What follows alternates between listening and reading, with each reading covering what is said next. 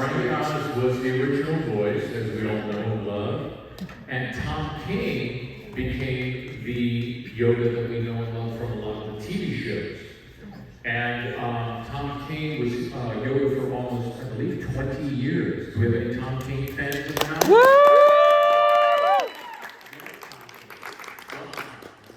And Tom, unfortunately, fell ill at one point.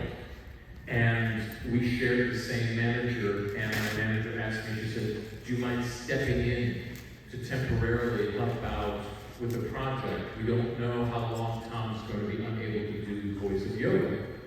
And that's very overwhelming to hear. It's like, oh my gosh, I have to step in?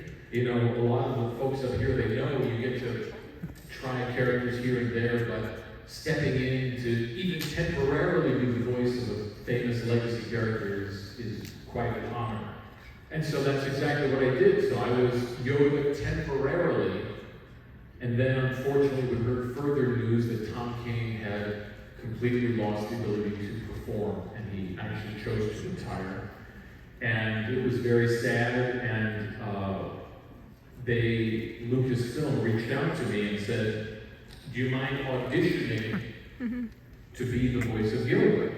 And in my mind I thought, oh, this is still temporary. I'll be the voice of Yoda for the next little project. And I got word back and said, no. You'll be Yoda. You're not Yoda, you're Yoda. And I said, I'm going to be Yoda? They said, yes, you're going to be Yoda. And then he ended with Yoda Man. And I'm like, I don't know what that means. And so I had to re-audition. And this time there was more pressure. Because first when I got the idea that it's temporary, this is just something that I get to play with, you know, no big deal. Now it was like, hey, you could be the voice of Yoda.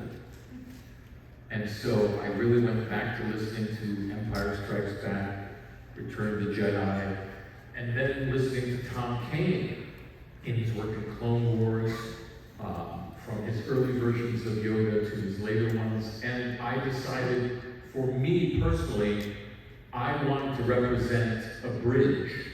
I wanted to be Frank Oz and Tom King. I didn't want to just do something that was jarring and be like, hey, he sounds like Frank Oz now, or he sounds too much like Tom King, what's going on? So I chose to do a little in between for Young Jedi Adventures. And that's what helped me get the audition. So if anybody remembers, you know, Frank Oz has kind of a warm, kooky old version of Yoda from, Empire Strikes Back. Lots of laughing. So long, you must think you are. I'm sure you still have. And Tom King came at it with kind of like a military general, because he was leading the Clone Wars. You know, go, you must fight this battle, you must achieve. All hope is lost without you. And so I blended the two. I blended the two to kind of help create a little bridge, at least for myself, so that I felt comfortable, you know, taking over the mantle for Yoda. And with this show, Young Jedi Adventures, it was the first show intended for younger audiences. So it's like Star Wars for toddlers. So if anybody's ever watched it, it's a really fun show even for adults. I've heard a lot of people coming in like, you know what, I put it out and I let my kids watch it, and I end up sitting down and watching the whole thing. So it's a super fun show, and I'm just honored that I get to continue holding the torch. I'm just incredibly lucky that the legacy can live on. And, I am dyeing my skin green in a couple of months, so I look different. I feel like I've become the character completely. But, you know. Well, speaking of legacy, we're going to move on to Kaitlyn.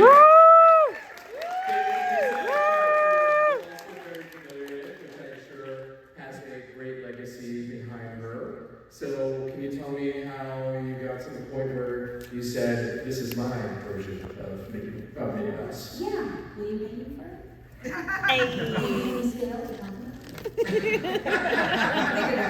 So, I grew up a Disney kid, a Looney Tune kid, a Hanna-Barbera kid, a Fleischer Studios kid. My upbringing, my father and my uncle were very heavily interested in animation and the history thereof. So we were raised watching anything we could get our hands on that was hand-drawn. And Your choice behind me, look at that. Nice. Your choice behind me. The first time, I remember the first time. All right, I don't know what this is gonna do. All right, let's do that. And it's gonna do this, baby. And maybe a little of this. All right, here we go. Choice behind the voice speed round. Look at the screen. Boom, who's that? Please.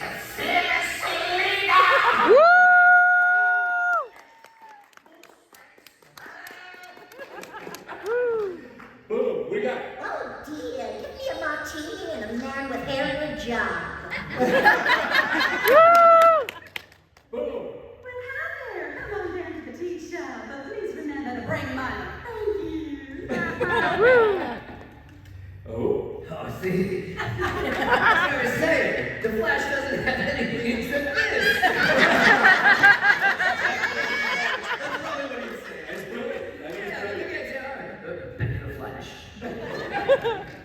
Oh. If you dare, where is the litter box?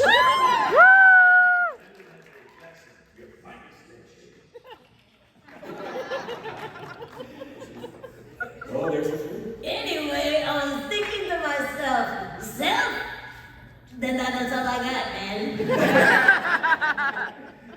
Alright, wait. Alright. Anyone? Wait, no, wait. Wait, who plays No, you do Flash, but you don't do Aaron, Spider-Man. do you do Spider-Man? No. I did Iron Spider-Man. Wait, Oh. Wait, I believe that's my character.